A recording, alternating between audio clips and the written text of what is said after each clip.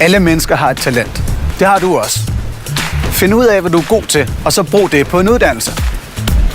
Det kan være, at du har grønne fingre og elsker planter. Så kan du blive gartner.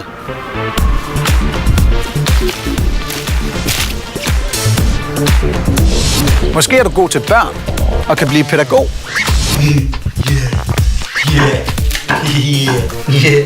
Nej. Altså, kunne vi have brugt en dukke eller et eller andet, dreng?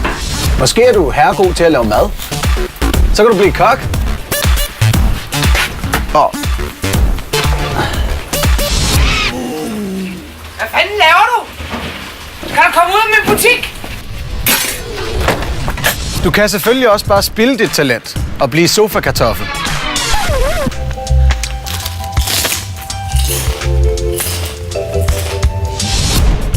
Så selvom du måske har mistet modet på grund af for mange kedelige lærere, eller hvis du slås med ord, der flyder sammen, eller hvis du ligesom mig har ADHD,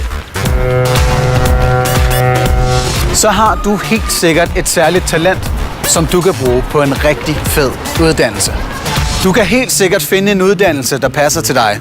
Der er kun 3 ting, du skal huske på, når du vælger uddannelse. Du har helt sikkert et særligt talent. Der er masser af muligheder. Og det er kun dig, der kan beslutte, hvad du vil være. Du skal ikke gøre, som dine forældre siger. Du skal ikke gøre, som dine venner siger. Du skal heller ikke gøre, som politikerne siger. Du skal gøre, som jeg siger. Og jeg siger, find dit talent og få dig en uddannelse. Lige lovlig Titanic måske.